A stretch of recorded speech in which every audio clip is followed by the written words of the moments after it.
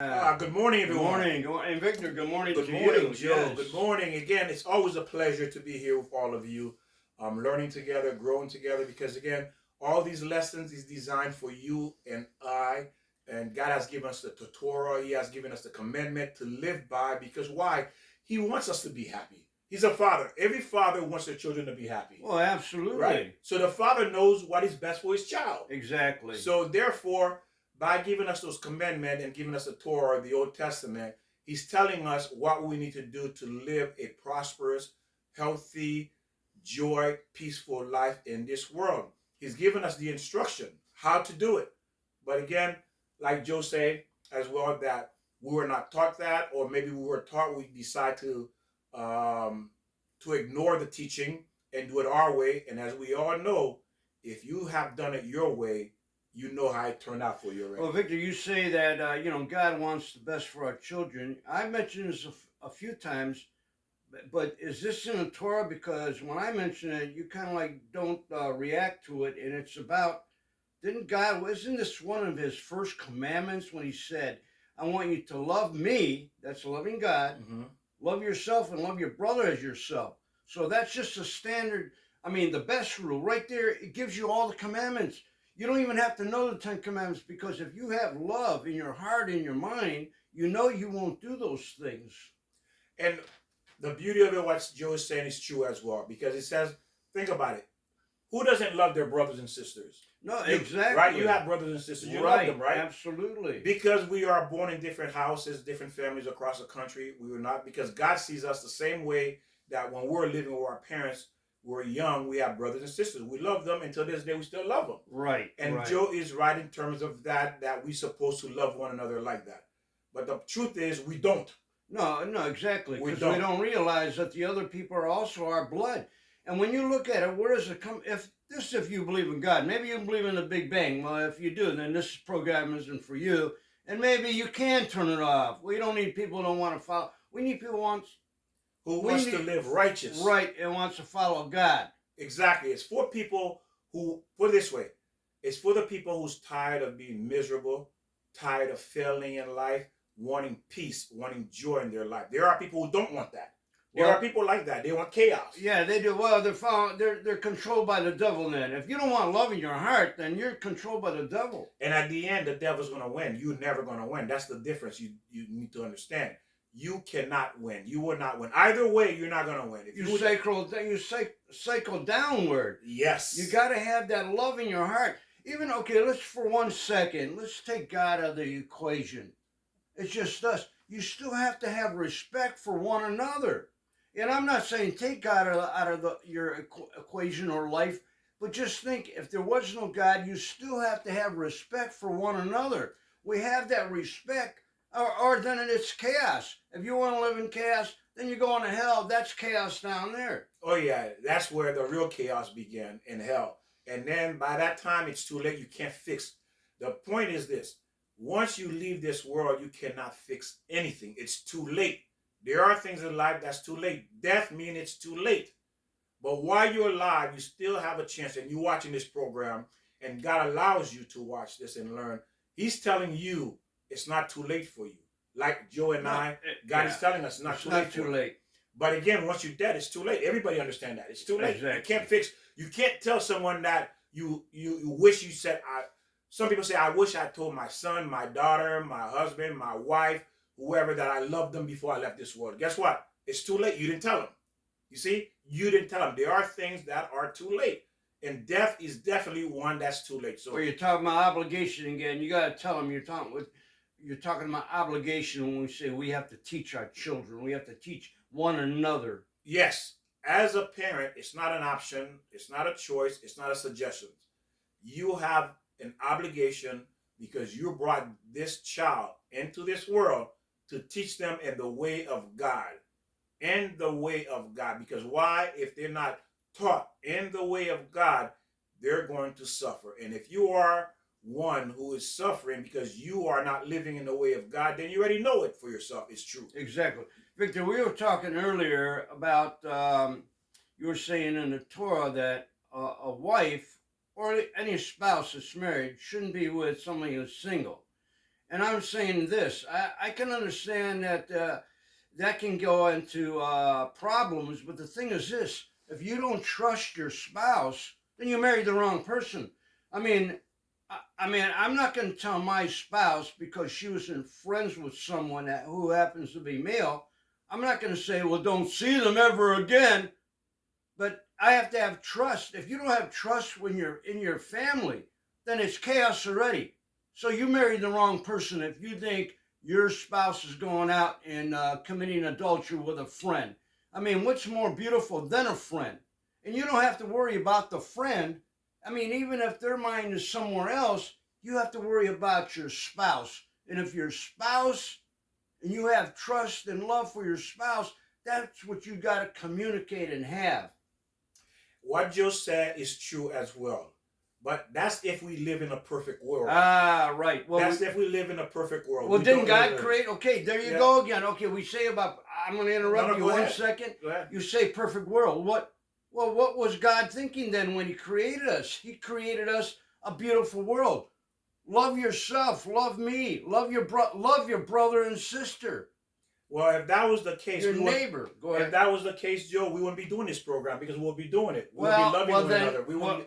There won't be no teaching. Well, then maybe we're in hell. Maybe Earth is hell. Is Earth hell? Maybe to some people. To me, it isn't hell. Well, Earth can be hell too. The Torah says Earth can be hell and it can be heaven. Ah, there you go. The Torah says Earth can be both. So it all depends where we decide to choose. Yes. Do we want hell on Earth? Then you go with the devil. Yes, that is true what Joe says.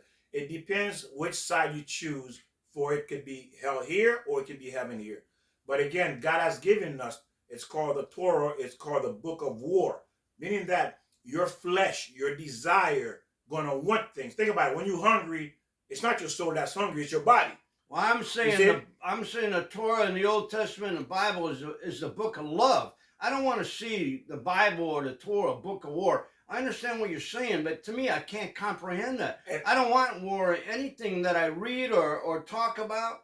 And the reason it's called the book of war, meaning that you're fighting the evil inclination. Ah, okay. You're fighting the devil. Bring it to the front. Yeah, you're fighting the devil. The devil's going to say, hey, go be with her. But you're married. Okay. And the Torah said, no, don't do it. You see? The Torah said, don't do it, but the devil said, hey, go be with that woman. But you're married. But what about the other voice? Isn't God talking to you too? Yes. You got this devil. So we have a choice, right? We have a choice. Like you're talking about free will. Yes, we have a choice. Okay. Do I go left or do I go right? You see? So we do have a choice. And remember, the thing is, like, I want to get back to what Joe was saying earlier about that, being disconnected with friends and people. Because, again, the reason why God put these laws and these rules for it, because He designed us.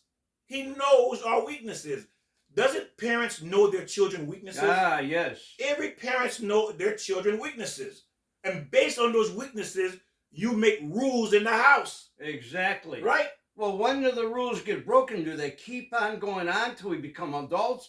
Like you're talking about, we have rules. And we're talking again about the obligations we got to put on our children and our friends and people we love. Okay, let me ask you this question. Was there rules in your house when you were growing up? There Do you rules. Remember those rules? Well, I know I broke some of them. You might broke some of them, but do you remember those rules? I mean, think about it. Some people did not have rules because why? I'm going to tell you why. Because when you think about it, by just observing your parents, the way they live, you emulate them. Right. You emulate them. So if you're emulating your parents, you're already following the rules without verbally being told what it is because you're doing what they do. Well, talking about rules. One of the rules, again, just like 10 Commandments, thou shalt not steal. I stole things when I was younger. Maybe a pencil out of high school. I stole a sweater from, it was like a Walmart. I think it was called Target or whatever it was. Everybody has stolen pretty much. Yeah. I'm not, because I don't know, I'm not God, but I'm assuming because I don't want to say that. But if you've been on a job and you're taking a pen, you even take a paper clip or pen from your job, that's stealing. Yeah. You make a phone call while you're working, that's stealing. Yeah. Many because ways you're not being paid to make personal calls, calling. And you're stuck in sin if you don't realize that and what you've done. I know I carried a burden, like I'm thinking about it right now, what I did. I remember, but I repent as far as, I don't steal and try to live the righteous The righteous Getting- way, the way God wants us to live. Getting Because too- why? I'm talking too fast No, and too yeah. loud. But you see, That's all because right. Go ahead. Get it, Victor. when you have the understanding, the knowledge, what to do, when to do it, how to do it, life becomes a piece of cake. It really You know becomes the easy. knowledge. Yeah, because you have the knowledge, you know. Because What's the you knowledge? were taught. You You know, the Word of God. There you go. The You know, foundation, Ten that- Commandments, the knowledge. It's the only way to live in this world. There is no other way. Okay, it simply does not exist. So if you've been following us, you've been learning with us, you're realizing more and more you're learning things you did not know. You were not taught either in the church setting or at home or from anybody. Why? Because this is the Torah. This is a lot of information that we need to know to exist in this world God has given his prophet, his people, the chosen people, that no one can argue that they were the chosen people that God spoke to. So the world understand that the Jews are the chosen people that the Torah, the Bible, was given to. So now we're going to get into how to build love in a marriage. Because a lot of people think, oh, I see her, I love her, I want to marry her. Is that the way it works, Joe? right away. You Why have not, no Joe? Why idea. can't I love her? Because you have no idea about what her mind and body, and thoughts are. Exactly. So I don't know nothing about her, but No. how is it possible? I'm telling you, Joe, I'm in love with her. I cannot live without her. Partially that's your fault because you don't even know what love is. You don't even know the right word. Oh, beautiful, Joe. And Joe is right. Because if I knew what love was, I would never say something that stupid. Right. When you're that young, what are you looking at? I would say something that stupid. I love her. Yeah, right. Do you know her name? Nope. Do you know where she lives? Nope. You do have that feeling. I mean, we know we have that feeling, but total love is knowing everybody mentally. It's just not physical. When we say we love that instantly, it's more physical. Lust. It's lust. It's about the beauty. Yes. I mean, there's nothing wrong with that, but if you stop there, you got to know the whole person. And Joe is right. What we're looking at is the external. And what happened is with the external, God designed for you to be attracted to someone. Why? Because he wants you to be interested to have a marriage. Okay? But that's to initiate the process. Exactly. To start the process of marriage, getting to know that person to move forward into a marriage. To be stimulated. Yes, to get you going. But again, that's to get you into the door. Right, yes. It's to get you into the door. That's all it's for. The lust is to get you into the door. The attraction is to get you into the door. But what has happened is Hollywood has manipulated and twisted and turned lust into love. And people thinking the lust that they see on a television screen is love. It is not love. Okay? We're going to find out how to build that love and what it takes to have love in a marriage. Right. So it says, love, the Torah says, love requires daily effort.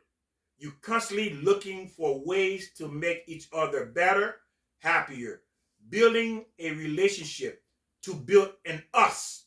We're building in us. Yeah, not you me. and me. You see? Yeah, yes. We're building one. We're becoming one. That's what we're doing. But that doesn't happen overnight. No, it doesn't. It takes time. It takes time because you have to get to know the person, and it's a process that takes time for you. And this is one of the reasons. If you've been married for 20 years, you got divorced, guess what? It was built on the wrong foundation. Right. You got to look for the signs. I mean, we talked about how does the person act, when you go out on a date? How are they treating other people? We've mentioned that many a times. You got to look for the signs and what you want. I mean, if you want somebody rude, then you marry somebody rude, but then you get chaos. Then you're going to get paid the price. You will. You're going to pay the price. Right. The bottom line, you're going to pay the price. Whether you want to, whether you believe it or not, you're going to pay the price. And the thing is, you got to keep in mind is this. That love in a marriage, if it's not getting better and stronger every day, that means there's going to be an end. Somebody told me one time, you got to work at a marriage. And I think, why work? Why do you have to work for a marriage? It should be you get married and that's it. It's beautiful. But you're right, Victor. There's signs and things we have to do for each other. And it's called respect and acknowledge the individual, your spouse. See, Joe always ahead, but that is true. It's true. These are the component of building that love. Because why? Like Joe said, if I disrespect you, there's no way I can love you. No, you have to have, right? I can't love you. I can't build a love with someone who's disrespecting me. I cannot build a love with someone who's putting me down. I can't build a love with someone who's cursing me out, who doesn't appreciate me. There's no way I can build a love. And the reason why we go in that direction is because we settle. It goes, well, you know what? Because he has money, he got a nice car, not bad looking. I'll settle with the other qualifications that I don't like about him or her. And then there's where you get in trouble because after that initial beauty goes through, you're married for 3 or 4 years, you wake up and you go, wow, who did I marry? Joe is right. What happened is this, ladies and gentlemen, is that when you get into a relationship because there's something you want out of it from this person, whether it's materialism or you want their look, their beauty, that is not going to work. That's called greed. You want something from the individual. It's not going to work. It's just a matter of time before you're in a divorce line. It's a matter of time before you're miserable, you're being abused, you're being disrespected. All the horrible thing that happens in a marriage is going to happen to you because why? It was built on the wrong foundation. You didn't marry the soulmate. You didn't marry your soulmate. You married some bum. Exactly. You want to marry someone who slut, bum. There you go, slut or whore, bum or harlot. Harlot. Exactly. All of these are the names that God given women and men who are going against His Torah, going against His commandment. What He says marriage is. Remember, marriage and love that's in a marriage is not a physical thing. Love is not a physical thing. Love is a spiritual thing. Marriage is not a physical thing. Yeah. Marriage is a spiritual thing. Why is it spiritual? It started in heaven. God created Adam and Eve. And He created the soul in heaven. And the soul are fused together as one. And He separates them. Because why? They were once one. And He breaks them apart, bring them down to this world. And for you to reunite again. Because why? God created a husband and a wife. Okay? It is a spiritual. Love is spiritual. Marriage is spiritual. If you don't understand that, you're already lost. Physical and emotion are good, but they're not the priority. Yes. Beautiful, Joe. Oh, okay. The physical, the intimacy is designed to strengthen, to unite. Ooh, yes, Victor. To unite that. There you go. To strengthen the love. To strengthen the bond between the two souls. That's what the physical and the intimacy is for. Of course, there's more to that. But again, its main purpose is to unite and to strengthen that love for it to develop in time. Because if you notice, when you are intimate with your spouse, you feel like you are one. Exactly. You feel like you are one. Yes, definitely. You feel like you are one flesh, one body, one mind, one soul when you're intimate. Well, why do we go so wrong then? Because you're not following. Go ahead. There you go, Joe. We're not following the right commandments. Exactly. The structure God put in place, you were not following. You were just being a dog. Two animals. Two beasts. The devil. Two beasts having greed. sex. That's what it became. The money. There you go. Go on, Victor. Yeah, it become two beasts having sex. Yeah, there you go. That's what it is. And what do you get? You get another beast. Beast. Joe. There you go. You get another beast called a child. Yeah, and then you go, why is my child acting that way? You shouldn't be acting that way. Well, Mom and Dad, they were beasts. You were beasts. And then you got a beast for a child. Yes. And you see that this is the things that we don't know when we go into a marriage, into a relationship, bringing a life into this world, a child into this world, and wondering what happened to this kid. Well, what happened to this kid is your fault. But again, you need to understand, and this is why we're giving you as much information so you understand why these things are happening in your life. Because why? This is what the Torah is telling you going to happen to you if you don't know what you're doing, if you're not taught. So now let's continue. Now again, how do we build this love? It says, okay, a man, his wife has to be like his own body. He has to honor her like his own flesh. Respect. Yes, go ahead. Because why? Because she is you. What did God? Did not God take your rib out to create her? Right, yes. How are you going to disrespect yourself? She is you. I like that, Victor. Yeah, she's you. That's right. You have to love her because she is your flesh. How can you not love your own flesh, gentlemen? How can you not?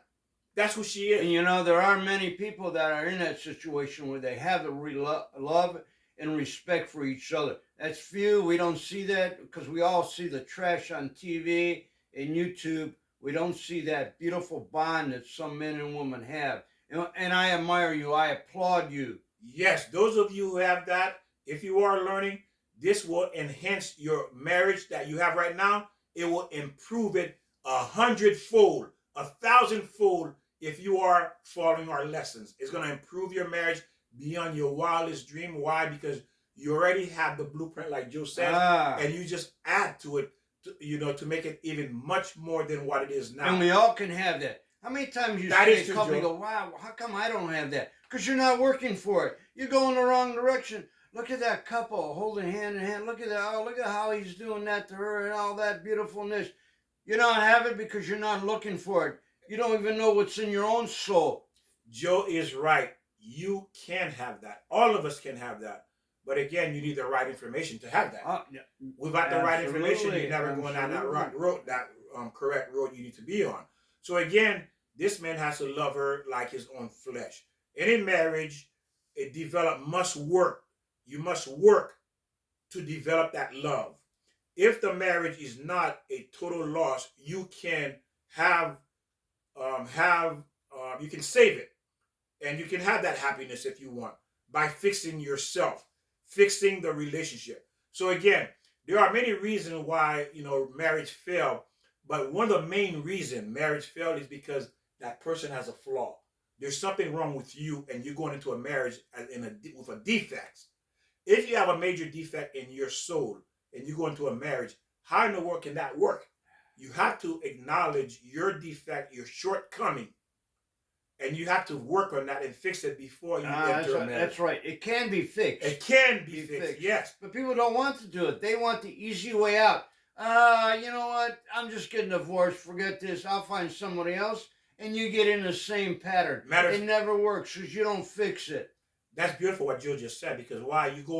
You leave that one because you have the defect, you try to go into another one. Guess what? You just add another defect to your defect. Because you had the defect, and you think somebody else had the defect. So now you have two defects. I have to write that down, defect. You got two defects because you're learning bad ways from another person that's bad. And then what happens when you have children? Isn't that what we tell our kids? Don't hang around bad kids? We do. Why? Why are we talking about hanging around bad kids? Why? Influence. They'll pick up their bad habits. Yeah, absolutely. So now you have a bad habit. You go marry a man or a woman that has a bad habit. Now you got two bad habits. Right. You go in the third one. He has a bad habit. Now you have three bad habits. Well, what do you think everyone smokes for? You think they're smoking because they want to? No, it's a habit. Oh, he's doing it. He's cool. I'm going to smoke. And this is what happened, ladies and gentlemen. So therefore, you cannot build love if you have a defect in your soul. That defect has to be fixed before, or you work on it while you're in that marriage. And I'm going to tell you this much. Your spouse will tell you what your defects is. Right. They'll tell you. Off the bat, they'll tell you what your defect is. And that's okay, but you got to work with it. Yes, you Joe's can't right. blame somebody. Well, Victor, you didn't put the cap on the toothpaste or the syrup. Yeah. No, it's true. We all have faults like that, but we got to fix them. We can fix them. Do not reject the rebuke that the person is giving you, your spouse is giving you. They're giving you a rebuke not because they want to criticize, because they know this will enhance the marriage. It will build the love between you stronger by fixing this character flaw, by fixing this defect. You can't not build love if you have a defect.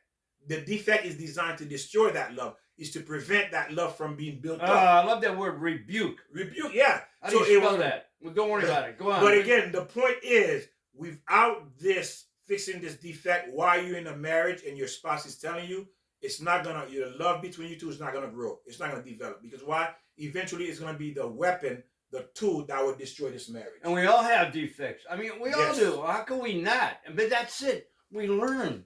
We have to learn from it. And it says marriage does not work by itself. It's not like a plant. You plant it and you let it grow by itself.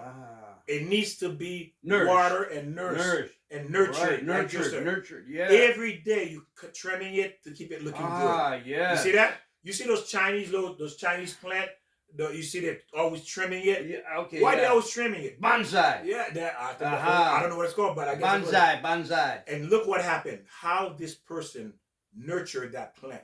This is what you have to do to Good your example. I spouse. like that. That's very true. Daily. Victor. That's what you have to do daily. And yourself, not just your spouse. Yes. And you nurture each other. Each other. Yes, Joe, that's correct. You have to nurture and each the other. blessings with God. And the blessing will come, like Joe says. Yes. When you nurture each other, God will give you the blessing you need. So again, you have to understand, you have to nurture this marriage, okay? It's not going to grow and develop by itself. If you do that, just like you leave a garden, it'll die. If you leave it, it's going to die. And why is that so hard? You know how it's going to die?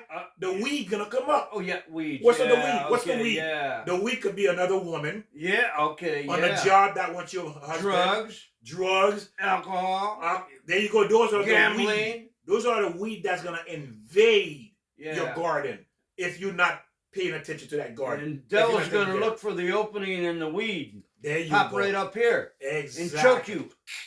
Exactly. That's what weed does. It chokes the. Victor, that's too hard. Nurturing, that's too hard. I don't want to do that. All I want to do is take a drug and be cool, man. Well, you know what? If that's what you want, and ladies, if you know that person is like that, then you don't enter a marriage with someone like that. I don't want to hear a voice. I'm going to drink. Shut up, woman. Shut up, man. Well, that's where we are. Yes, that's where we are. That's the abuse that happens when you go in the wrong way, when you marry the wrong person. This is what you're going to hear. This is the abuse you're going to take. But again, those things, love cannot be developed when you have these kind of defects. Love will not be developed. And it takes a lifetime to develop love. Love is not instant. It's not instant oatmeal. It's not instant grits. Love takes a lifetime, 30, 40, 50, 60, 80 years to develop. It's not going to happen overnight. If someone says, oh, I love her, that's not love. At the end of 40 years, 50 years, 60 years, 80 years of marriage is when you know if you have real love. Because why? That love should be so strong at the end, where like we spoke before and previously, when that spouse died, 2 days later you die too. Why? You can't live without them. Well, that's what's wrong on our generation. We want it now. We don't want to nurture for 40 years or 5 years or even 1 year. That's too long. Oh, I like that joke. It's work. Yeah, too much work. work. No, yeah, right. I don't want to do it. I want it now. You get into a marriage, you're looking at 30, 40, 50, 60 years of work. And that's beautiful, though. That can be beautiful. It doesn't have to be. I mean, you work on it, and when both of you realize, boom, when you both realize, you come together, how great that is. Joe just brought a beautiful point up. Think about it. It's like going to the gym. Think about it. Every day you're working out. Don't you feel better? You feel good. You look in the mirror. You're like, ooh, look at these muscles. Look at this body. It feels good. It's beautiful. Yeah, exactly. The more you work, the more beautiful you look. Right. Right? Because the better you look. And that's what happens to the love in a marriage. The more you work at it, the more you want to look and flex in the mirror about your marriage. Because why? It's beautiful. Same thing with losing weight. Yes. Yeah. Ooh, I'm looking good. My waist is now 40 instead of 48. There you go. And that's what I'm saying. Right. That's what we're saying here is that when you work on this love, like Joe is saying, it's beautiful because you see the growth. And people can't deny that. No, you That's can't. the truth. You know it. And the thing is, how do we develop other ways to develop love? By being a giver. When you are a giver, you give to your spouse. Your spouse will love you more. But it's both ways. It's both ways. Good, Victor. It's both ways. Right. It's not one direction. Give and take, take and give, Remember, and take. Yes. And God, why is God is a loving God? Because he gives to us. We don't give to God. Right. God gives to us. You see, God is constantly giving us. What do you say? Well, Victor, what is God giving me? Yeah. Every day God gives you breath. Yeah, there you go. He's giving you breath. He's giving you food. He's giving you health. He's giving you breath. He's giving you a family. He's giving you children. He's giving you a husband. He's giving you a wife. He's giving you life. He's giving you prosperity. He's giving you a job. He's giving every day. Every day you wake up, he's giving you. That's love. And he doesn't stop giving. Right. This is how you have to become. You have to be like God by giving to your spouse. You have to give. And if you're not giving... Well, the devil will give you too. Oh, yeah. The devil will give you good things. You want that drug? Yeah. Look, hey, you can get it. But guess what? He wants payment at the end. Oh, that's right. He wants payment. God's not looking for payment. The devil is expecting something at the end. At the end of the contract, you got to pay up. That's right. You got to pay up. There's a contract. Join me in hell. There you go. I want a big army in hell. Exactly. I need a big army to take care of Yeah. Yeah, you're being recruited. But you don't know. Recruited. Yeah, you're being recruited. But you know where you're being recruited? Downstairs. Ah, like another good word. Yeah, Recruited. yeah. Revoke. What'd you say before? Recruited. We got the word. Okay. Now it says a good husband asks permission to do something to show respect and love for his wife. A good husband is not gonna just go and do whatever he feel like doing. He's gonna ask his wife permission. Say, hey honey, is it okay? But is that really permission? Hey honey, I'm gonna stay late after work. That's beautiful to say that. Right. Is it okay with you that I stay another hour at work? Yeah. But again, you should be asking her that. You know why? Because at the end, you're going to retire from this job. You're going to forget that job. Your priority is not that job. Your priority is your wife. Yeah, that's the first priority. Yes, they come first. You understand? Now, I do understand there are certain jobs that require you have to work an hour more, 2 hours overtime. But again, don't make that a habit. Because why? You need to be home. Right. No, that's true. You need to be home to nurture that love. So if your boss says, how you gonna nurture the love if you with your boss? Well, no, right. You're exactly right. But if your boss does says, hey, Victor, can you stay? Then you call your wife. I have to call my wife. Yeah. Hey, honey, the boss wants me to stay. I'll be an hour late for work. And a good husband would say, you know what? Listen, I would love to, but my wife comes first. Sometimes, yeah. My wife comes first. You can do that. I'm going home. I'll do it tomorrow. I'll come in earlier. I'll do it tomorrow, but I'm going home to my wife because she comes first. You see, you have to know when to do, what to do, and you have to know priorities. What is a priority in my life? Your priority in your life is to build that love. And you have to do everything you can to keep outside intruders from you not spending the time with your spouse to develop that love. So what's more important? I know a job is important, but your relationship, you can always get a job. But to get a fine spouse. Beautiful, Joe. Give me that. There you go, yes. You hear what Joe says? We can always get another job. You can always get another job. But to get a good husband, a good wife, good luck with that. There you It's not going to happen because why? God says you were stupid. Well, there you got to go overtime. Do overtime with your marriage, like you say. You got to put a lot of effort into it. Marriage requires daily effort to grow on us, to build in us, to build the love, to build the trust, to build the confidence, to build the joy and peace. Require daily effort, looking for different ways. How do I make her and him happy? What more can I do to make them happy? What's that saying? Whatever you put into it is what you get out. Yes. Think about it. I'm not going to go think about it. You have to be ridiculously stupid to go to the bank and say, I'm going to withdraw $1 million when you have only $5 in your account. Yeah, how can you do that? You can't withdraw $1 million if all you have is $5. So if you put $1 million into your account, then you can withdraw $1 million. There you go. So what you put into the marriage is what you can withdraw. You see? So meaning that when you have a strong marriage, you've been building on that marriage through love, through not meaning the love. How you get to that love is the way you treat each other, the way you respect, the way you care, the way you give is how you build that love. And letting that person know you are the number one priority in my life. And the truth is that person is the number one priority in your life. Nobody else. Absolutely. Everything else is second. Even your kids are second.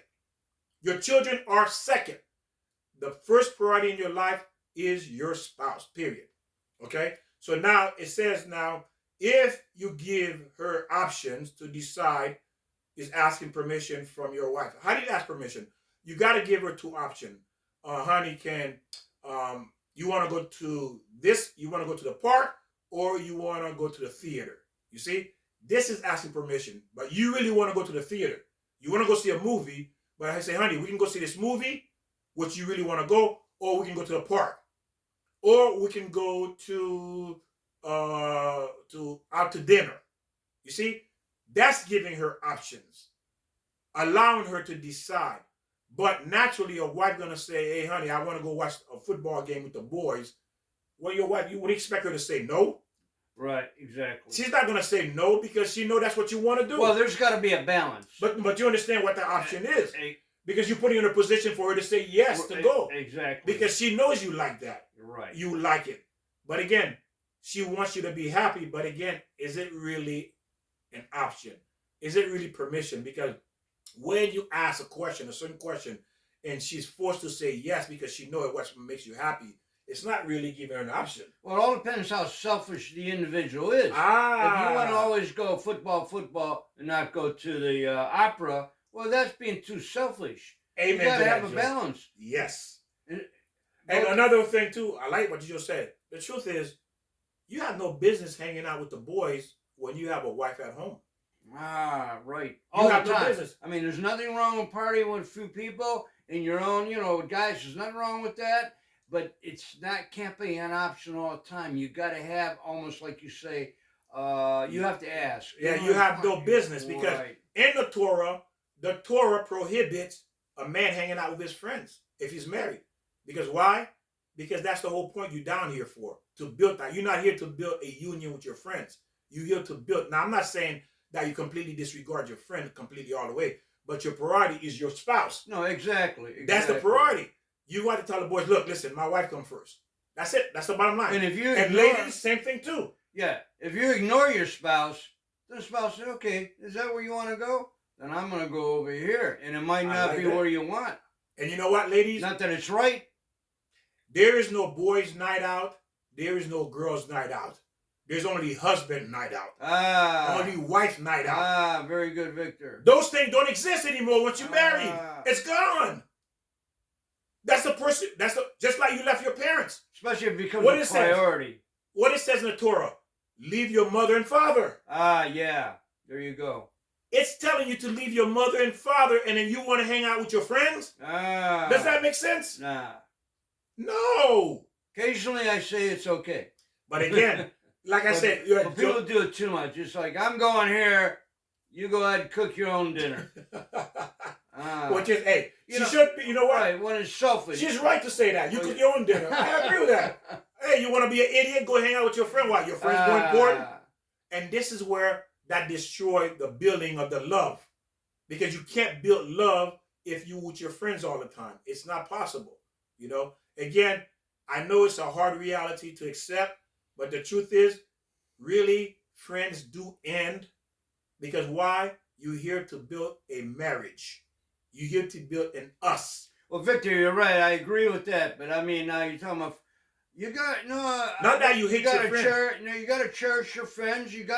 It's okay for me in my world in a way, and I think you'll see this too. It's okay. We're not talking, Victor. You can't say you can't see your friends. You can't say you can't have a guy's night out or a woman's night out. I mean, that's part of the process of a balance. We have to have that. Well, the Torah, again, it's not mine.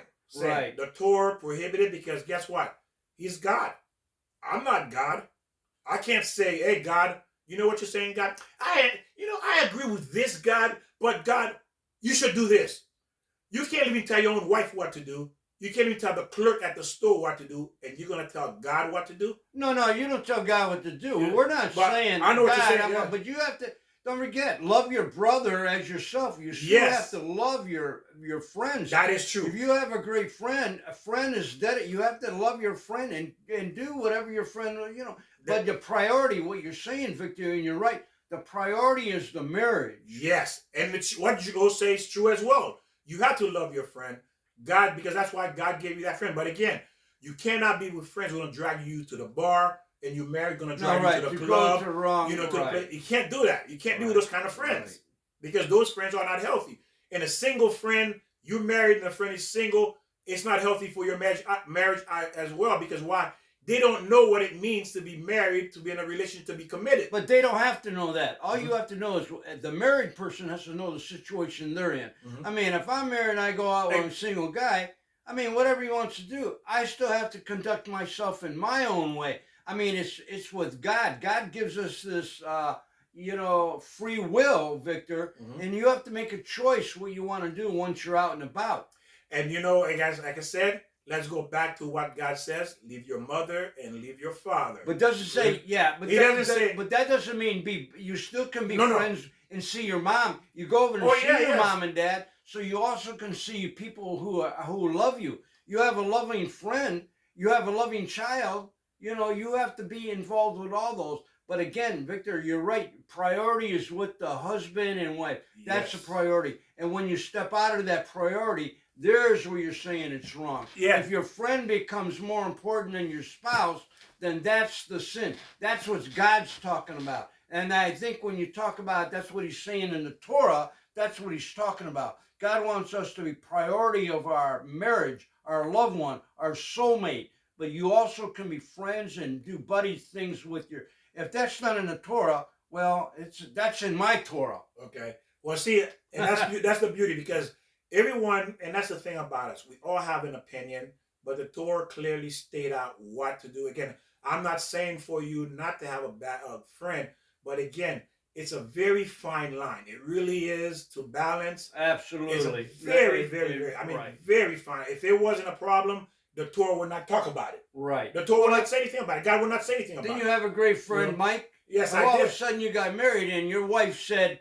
I don't want you to see Mike anymore. Well, that's totally irresponsible. That's a sin in itself. If your wife says that, you Mhm. have to listen. No, Yeah. no, that's selfish.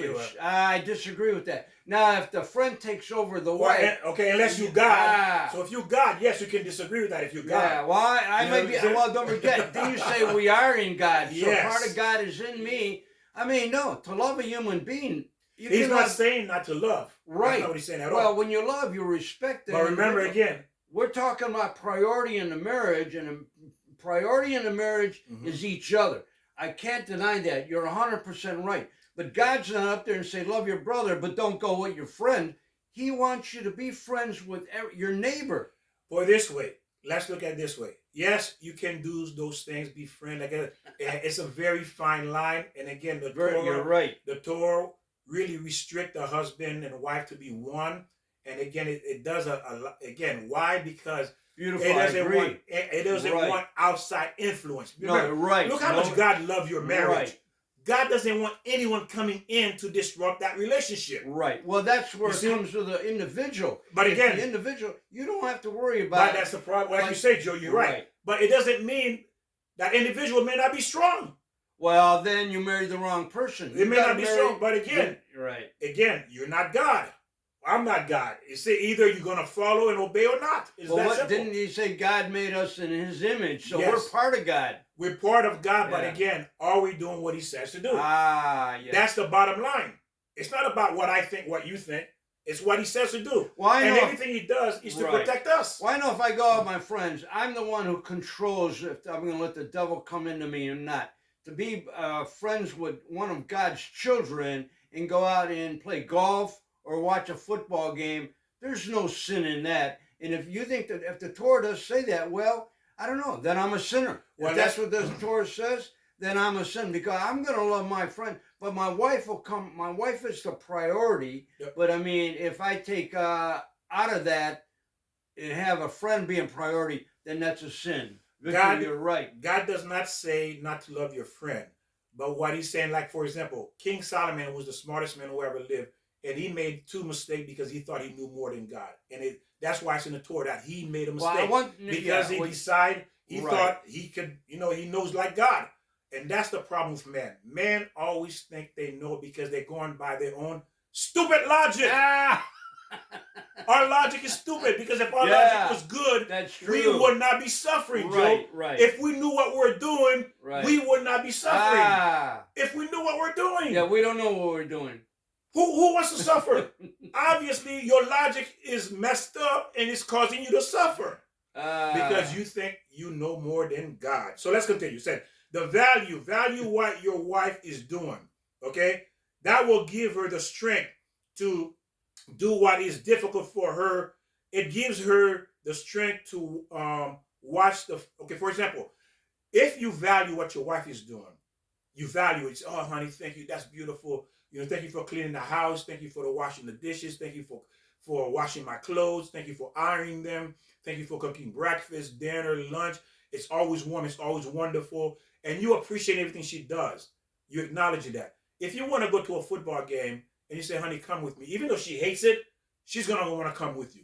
Why? Right, exactly. Why she want to come with you? Because she loves you so much. She see how much you adore her, how much you appreciate what she does for you, and now she wants to return that. Right. And also that you want her to come with you. Yes, So it goes both ways. exactly. Because you're appreciating Right. everything she does.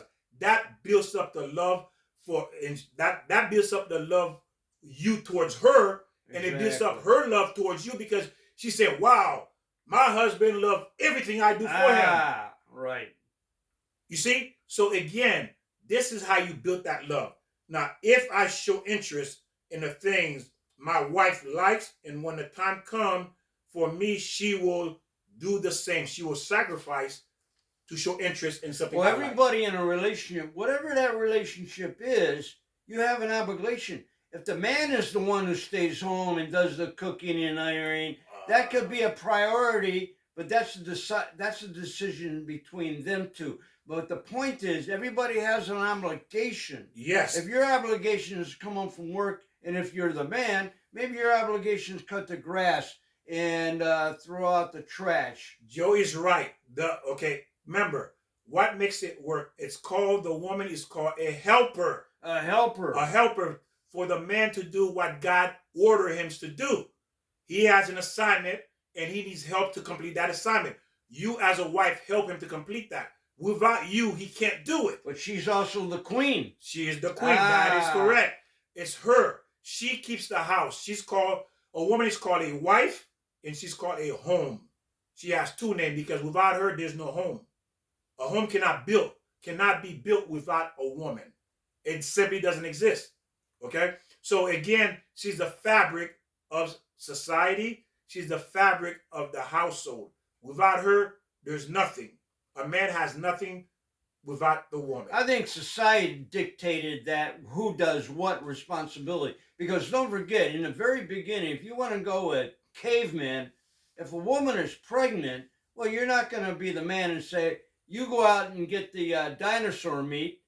No, you let the wife stay home, and then also the wife nurses, the wife takes care. So that's how priorities change. It's not one, I wash the dishes, you're a woman, you do the ironing. It's not that, Victor. It's the priorities, because you're not going to send your wife out in the cold and when she's pregnant, so she stays home. That's how that developed. Yes, because why? Again, we go back to man logic. Men, the lefties, they want to switch the role. They want the man to do the house cleaning, to do the cooking, the cleaning. All the women, they want the men to do the women's job, and they want the women to do the men's job. Look how they switch things. What God says to do, they switching. Well, I don't remember hearing anything in the Bible or the Torah saying God said, "Women, you wash dishes." Don't forget, women have one obligation, and that's to nurse the child. And so when the woman's pregnant, there's no other option is to stay home and to nurse the child and be pregnant, and so do that. It's not about ironing clothes. Anybody can iron. What about when you're single, Victor?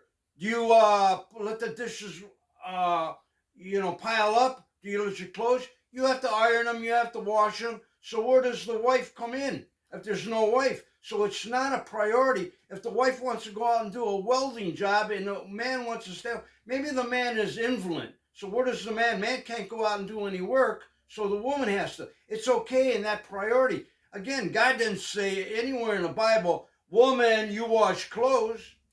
That is Joe logic. Human logic is always flawed. And he brings a good point, because there are people who think about it, which is, if you listen to it, it makes sense too. And, to some degree, that does make sense. But again, if you have 99% truth, it's all a lie. It has to be either all true. Well, show me again, where does it say that God said women wash dishes? Okay, I'm saying, what I'm saying is that a woman has a role and a man has a role. In Egypt, what the Egyptian did, they made the man do the women work, and they made the women do the man work. God says no. That's why he punished the Egyptian, because they demoralized the men the women. Right. When you do that, you demoralize, because that's not what you came into the world. Well, a man can never nurse. A man can never carry a baby. But again, like I said, you didn't come into the world. You have a particular role. So does the woman. Right. Not to wash dishes. Yeah. God create, meaning that God create order. You have your job, I have my job. Right. There is order. Right. There's order. You have your job, I have my job. Just like in a job. When you work at a job, you have your job to do. Somebody has their job to do. You don't do their job, they don't do your job. Okay, so what happens in a But as I relationship said, where somebody is an invalid? okay, that's What a different happens- thing. Okay, that's an Yeah. So now the woman has to go out and work. Yes, Okay. those are different circumstances. Okay, well that's it's what- allowed, but that's, again, that's what I'm it's talking allowed. about. The man's job is to bring home the money and take care of the bills and the responsibility, and the women take care of the other part Well, of the that household. society dictated that. Those are the fools, the idiots. Well, no, but Because what about when a because woman- again, it's your logic. Unless you're God, Well, if you're God, I listen. Well, what about when God If you created can't- a woman to be pregnant? You don't send a woman out to do anything. That's not what I'm saying. The Bible is not saying that either. Well, no, but that's how concept started Mhm. with the woman being pregnant. The woman can't go out and work, so that's why we decided you stay It's home. not we. and- God Well, decided. right. God decided you stay home and nurse, but it's not the idea that. So if a woman has an invalid husband and can't go out to work, then she has to do that. The gardening. Torah understands that. Right. Okay. Yeah, that's what I said. The Torah understands that. Very There good. are circumstances where the Torah understands that. Exactly. There are leeway. There are Okay. circumstances. There are. That's what I'm saying. yeah. Yeah. No, a lot of women they know the role of Mhm. being pregnant, nursing, and staying home. A And lot now of we're- women want that, and they, Again, let's continue so we can get Okay, this. good. Well, Sorry, that was Ricky, I fine. No, you're fine. But again, there are exceptions to the rules. Okay, so I want you to understand that. Now, again, it says that peace in a marriage, he has to do everything to make sure there's peace in that marriage. Absolutely. That's his job, of the man's job, to guarantee there's peace in that marriage. Now, it says there are the four most beautiful words ever said in history. God says these are the four most beautiful words. I love you. Oh, that's 3. It says, Isaac consult of his mother. Esau consult Isaac, consult after his wife. What does that mean? Those are the four most beautiful words. Consult after his wife. God said that. Those are the four most beautiful words in creation. Because it says, Sarah, Abraham's wife, Sarah, was the holiest woman because all the Jewish people came from her. Okay? Who came out of her? Isaac. Okay? That's how holy she was.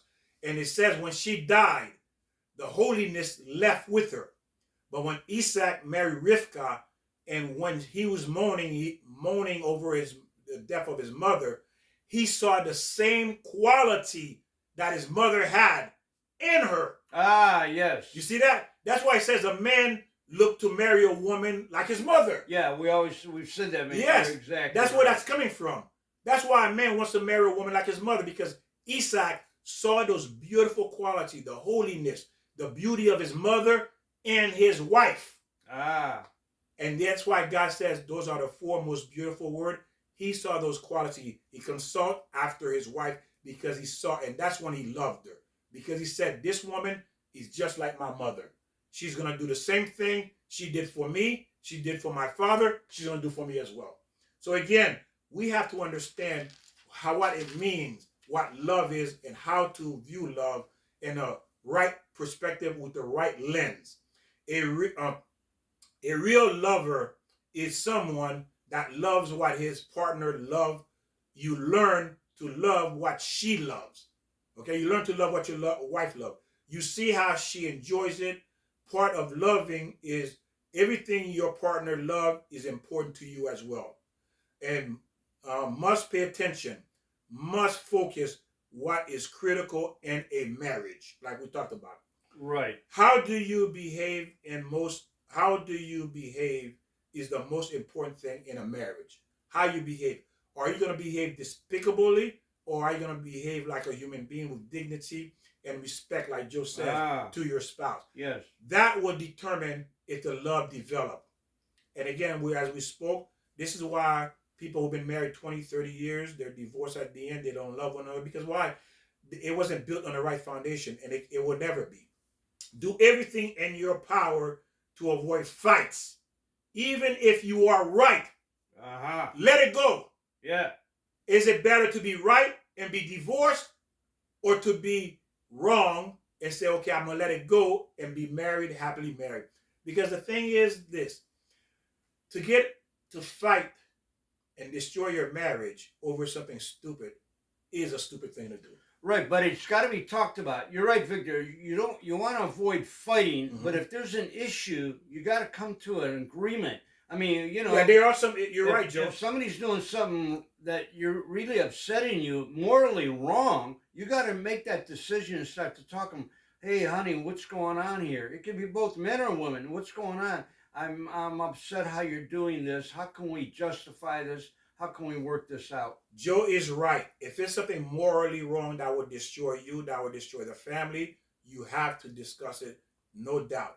But if it's because I forgot to wash the dishes, I left the toilet seat up, or I left my shoes by the door, you're gonna throw your marriage away, your happiness, right. over that? Right. Over that, a smart woman won't even pay attention to something like that. But see, each one of us got to respect what the other person. Don't forget, you're going to be married with someone, so you got to understand it's not always your rules or their rules. It's our rules. If somebody does leave the toilet seat, fix it. Okay, what about the toilet paper? Some people like it this way. Some people like it that way. Well, if you have an argument, have 2 toilet paper holders. And you want yours this way and this way. What's so hard about that? And again, when you are that petty, most likely you're not happy in marriage. Exactly. You're already not happy. If you're that petty, there's no way you can be happy. You can't. A petty person cannot be happy in a marriage. Have 2 bathrooms. It doesn't work. You don't like the toilet seat up or down? Have 2. Even if you have 2 bathrooms, you're too petty. Most likely it's not going to work. Right. Come on now. Because you can't build marriage, a marriage on being petty. It doesn't work. Always compliment. Always compliment her on her food, the way she dressed, the way she talks, the way she walks, the way she eats. Find every reason to compliment your spouse. Find a reason. Make one up if you have to. But find a reason to compliment. Do not be cheap with your compliments. You're right. I agree with that, Victor. But what about constructive criticism? Well, don't forget, if somebody comes out, I've done that before. Actually, even on a date, I went to pick up this woman. Man, her dress was down to here. And I go, no, you got to change that. Well, why? It was too revealing. There is constructive criticism. Even if the woman's food is bad, Victor, there's ways to handle that, Ooh, Joe this is great, right. but a little bit too salty. I have high blood pressure. Maybe you can lie. I got high blood. You know what? You're allowed to lie to keep peace, meaning that, I'm going to show you an example. And Joe brought a beautiful point up, is this. There was this man, and he's called a rabbi teacher, and he was a holy man. And for 6 months, his wife was putting salt in the coffee because she confused the sugar and the salt. I've done that. That's terrible. Ooh. And never once he said anything. And then one day, he didn't drink all of it because he was in a rush. He had to leave the house. And his wife looked at it and said, he didn't drink it all of it. Let me drink the rest of it because my husband didn't drink the rest of the coffee. I knew why he didn't because he was rushing. He had an appointment. So let me drink the rest instead of throwing it away. She drank it. She realized it was salt. And he never said anything for 6 months. There was, Now, again, if you are a person at that level that can accept it and never say anything, there are people who can't do it, but he was able to do that. You see? So everybody's at a different level to keep peace in a marriage. Because that wasn't something that he wanted to hurt his wife over that would take away her peace because of that. Because that's the level he was at. But it doesn't mean you at that level or I'm at that level. Well, where he was wrong, Victor, was this. Okay, suppose your wife's cooking something and it's too salty or something, and then she invites friends over and you let her cook with too much salt, Victor. Now you're embarrassing her, yourself, and the friends. What are the friends going to... Now you force your friends to say, oh, this is good when it's terrible. And then when they go out with their other friends, they go, oh, don't go out with Victor's wife. She makes the work. So there's construction criticism. When there's a situation that's involved, that rabbi should have mentioned it because that could have been, what about if somebody, again, had high blood pressure, she served the salt in the coffee, could have killed that person. So we have to understand about I'm going to be repetitive here, constructive criticism. We have to tell each other to be a better person, but in a right and soft way. Joe says some good point here, but again, until you read that many books to understand the way of God, you can never say these people were wrong. They have the reason that is beyond our understanding to know why they do what they did. Well, But he is right too. But like I said, we're like monkeys compared to these people. So it's like a monkey telling you yeah, don't know but what you're doing. But where was I don't- the let me finish. philosophy in letting a woman put Because- salt in? There's no philosophy. Where's that Again, it's philosophy? your logic. You don't understand it. Well, that's that's the why point. I'm trying to think of where. Show me in the Torah where it shows that God said, "Okay, don't criticize a person with the salt." We got to tell people. What about if your boss says, "Oh, I don't want to tell him that he's doing it wrong." You got to tell them the right situation. You don't have to bad rap and go, "Hey, this is terrible coffee." Go, "Ooh, darling, let's see. Ooh, I think there's salt." There's ways to handle that, Victor. And that's why I think what the Bible or the Torah wants to show, where this rabbi, he gave the wrong information. So sometimes in the Bible or in the Torah, you have to look at the reverse psychology. Not Joe? that God's right or you're trying to tell God that he's wrong. It's not that. You got to see the reverse psychology in the Bible or the Torah. Joe, that's your human logic. Ah! Okay, that's your human logic, and I do understand. And again, Ah! a lot of people may be agreeing with Joe, which is from our human perspective, logic, it makes sense. So put salt in the coffee and don't let your husband know about it. From someone who have read thousands of books, it's like going to a doctor and telling a doctor he's wrong. But are you a doctor? Absolutely not. You have nothing. Well, I didn't read thousands of books. But you know what I'm saying? So again, it's the situation. It's just to give you an idea how high these people are. And they do know. Again, you can't give a doctor advice who's been practicing medicine for 30, 40 years, and he's in the top of his class, and is at the top of his profession, and you coming in as a monkey giving him advice. That's true. You see? But again, what Joe says is true too, because that's from our perspective, our limited understanding. That's what we are. We have a limited understanding of what's going on. That's why we're doing these lessons to understand. But again, right. Joe brought up a good point. If you're not at that level, Joe is right. Got to be at that level. You see? Exactly. So Joe is right too, because we're not at that level. We have to let her know, and like Joe said, in a good, easy way, not to hurt her. Right, constructive way. Mm-hmm. He is right too. But again, we're not at these people level. That's why I don't say anything, because why? I'm learning from their ways is why I'm able to teach, and we can do this together and learn what they know, so we can have that kind of life, that be at that kind of level of a man and a woman. You see? So again, never get used to your spouse. It will kill your marriage. Within 2 or 3 years, it's dead. Never, ever get used to your spouse. It has to be like the first day you met, the first date. This is how it has to be. Why? You want to impress her. That's hard to accomplish, but you're right. Yeah, because when you're together every day, you get into a routine. Yes. So, but Victor, you're right. Never. Don't take it for granted. Never for granted. Take it for granted. I think that's That is true what Joe granted, because what happened is this. You say, well, honey, you haven't told me you love me. Well, I told you 20 years ago. If anything changed, I'll let you know. Yeah, yes. You see that? If anything changed, but you told me 20 years ago. But like I said, if anything changed, I'll let you know. If I don't love you anymore. You see? That's a fool.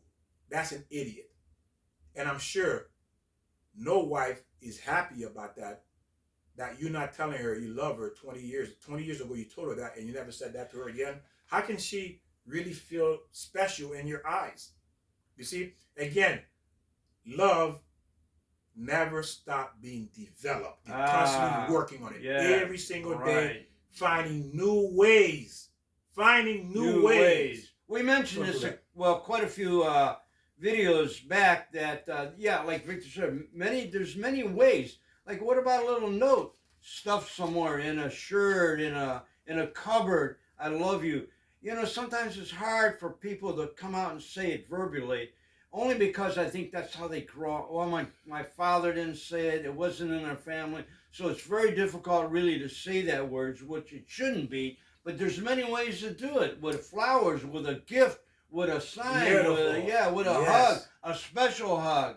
Joe is right. If you cannot say it verbally, and I was going to get into that, and I'm glad he covered that, is you can show it other ways. Like you say, a hug, or bring gifts, different things, she likes, taking her places. Because why? That's showing your affection and love for her, because you're doing something for her that she likes. Right. And this thing about Honey, you like cooking tonight. I'm taking you out to eat. Very good. You Yeah.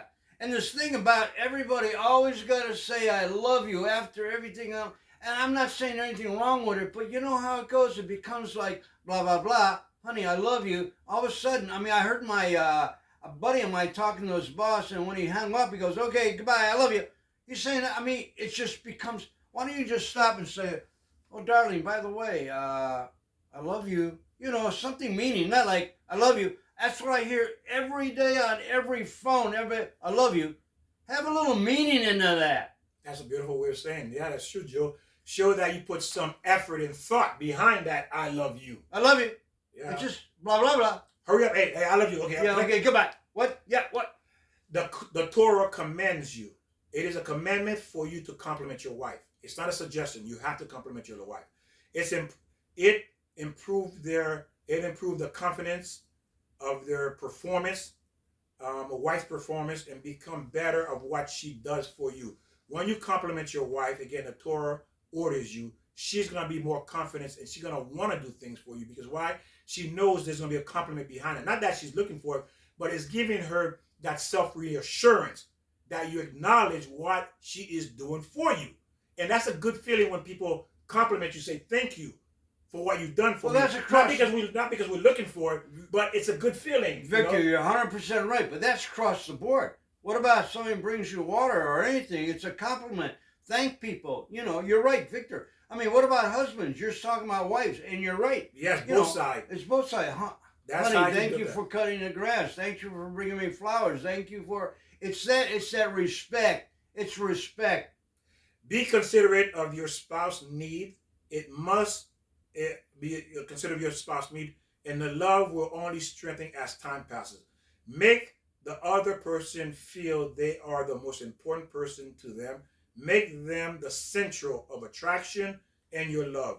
A woman has higher wisdom than a man, so make sure you pay attention to her when she speaks to you, because why? Her word has value, it has wisdom.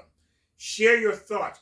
Don't dismiss them and think about, oh, she doesn't need to know this. No, share your thought with her, because why? A woman wants to know a man. A woman that really loves her husband wants to know his thoughts. She cares about his thoughts and feelings, okay? So that shows that you love her if you're sharing your thoughts and your feelings with her. People worry about their bank account growing. What about your love and your marriage growing? Always you're thinking about the bank account. You're thinking about wrong things. What about your marriage? Let your marriage grow. Like Victor's saying, there's the compliment, there's the respect, there's the obligation. Yes. And again, life cannot be repeated, meaning that you can't keep repeating the same thing. Like when you come home, you do the same thing all the time. You cannot do that. Because what happened, people get used to routine. You have to break the routine. That. It's really hard to do that. It's hard. It has to be, because it's part of it. Like, okay, the whole week you have a structure. You go on to work, come home, take care of the kids. Friday, hey, honey, let's go over here. Let's go over there. Let's do this. Let's do that. Always find ways to spice up the marriage. Spice up. Spice up the marriage. Yeah. Because don't leave it unintended, because it will die. Because once you get used to each other, that's a recipe for death. The weeds will grow in the garden. Yeah, because now the love cannot be developed, because now you're just idling. And nothing idle. Either it goes down or it goes up. There's no idle. And 99% of the time, when you get used to in a marriage, the marriage doesn't increase. The marriage, 99% decrease. It falls apart. It loses its purpose. And eventually, you become roommates. And 10, 20 years, like, who are you? And before you know it, you're in front of a judge getting a divorce. Why? Because you let it idle.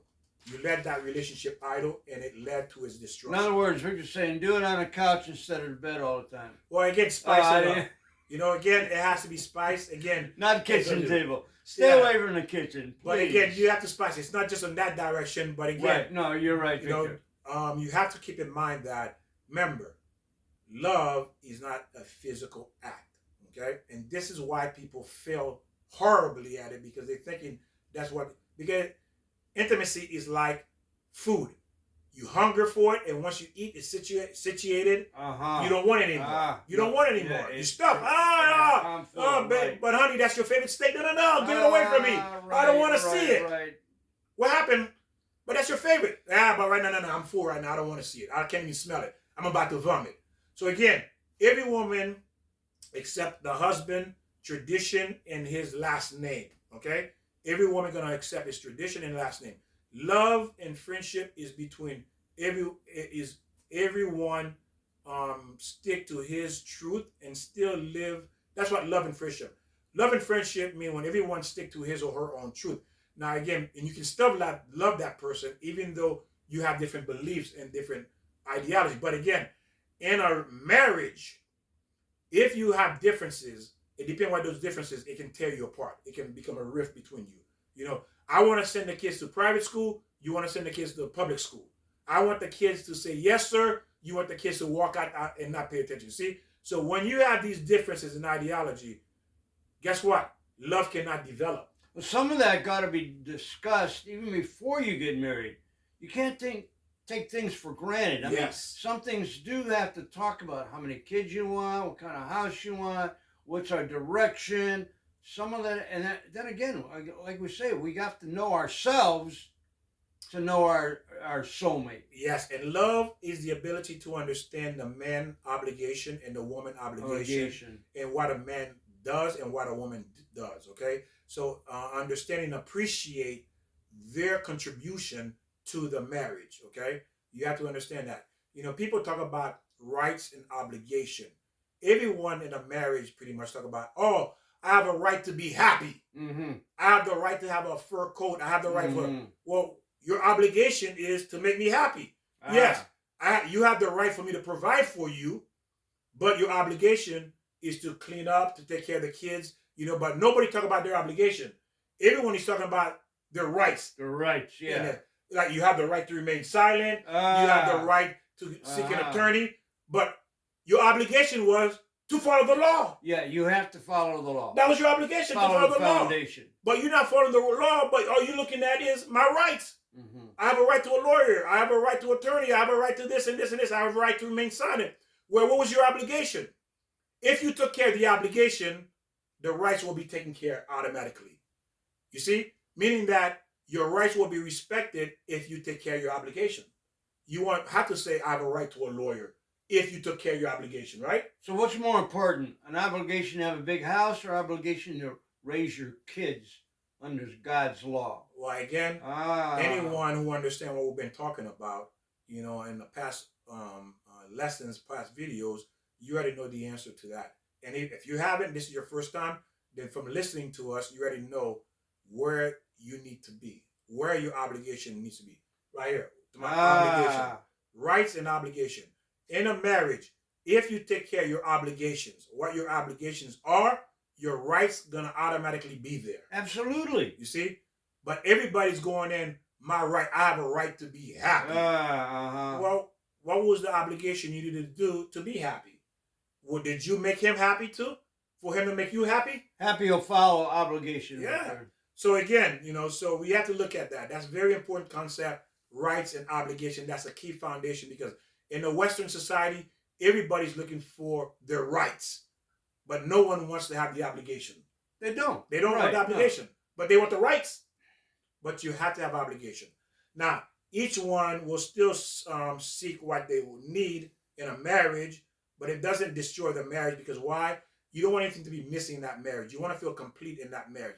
But again, if you really understand the marriage, what you hear, what your purpose is, that will automatically lead you to building that love for that person. Okay? But again, it takes time and it's understanding your rights, it's understanding your obligation in the marriage for it to move forward. And people in marriage today are not looking to meet their obligation. They're looking for rights. That's what they're looking for in a relationship, in a marriage. They're looking for rights, not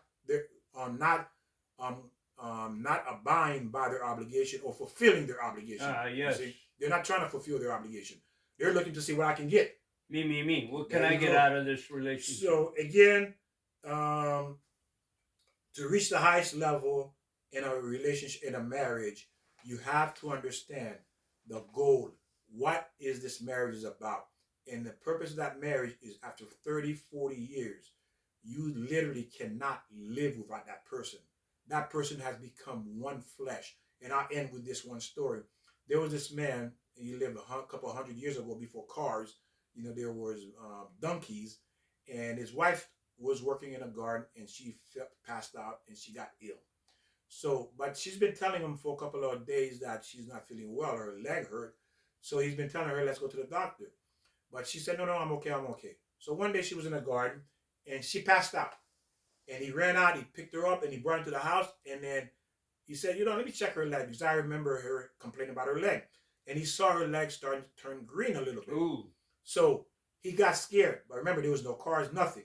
So he walked 10 miles carrying his wife. Really? 10 miles carrying Sure. his wife to the doctor. When he got there, he could not breathe. He was tired. He was soaked in sweat. And he put her on the table. And the doctor tried to talk to him and say, wait, let me catch my breath. So his doctor was trying to talk to his wife to say, what's wrong? He said, no, no, no, no. Ask me the question. Because he didn't want her to be bothered, okay? So he says, okay, ask me the question, doc. No, no, no, no, no, please. Talk to me, talk to me. And he said, okay, what's wrong with your wife?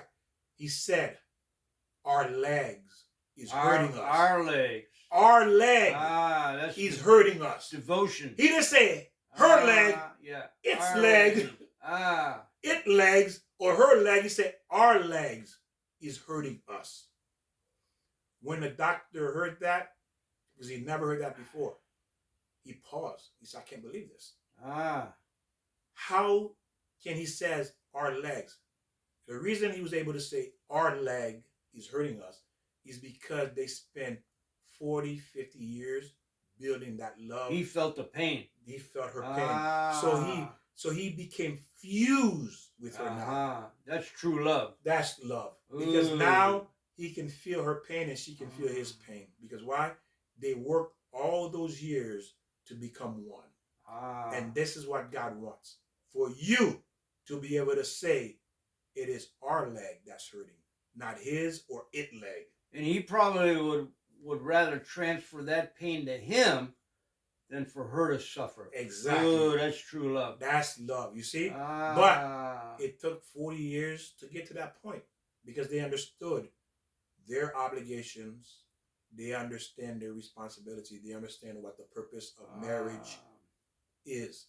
For them to work on it, to be able to achieve the ultimate purpose, this kind of marriage to become one. I thank you for learning with us. I hope that you got a lot out of this, and God bless you. And remember, share, ring the bell. This is life-changing information for every one of us. And do unto others as you would want them to do to you. Come on, simple as that. Amen. And God bless. Ring that bell. Ring that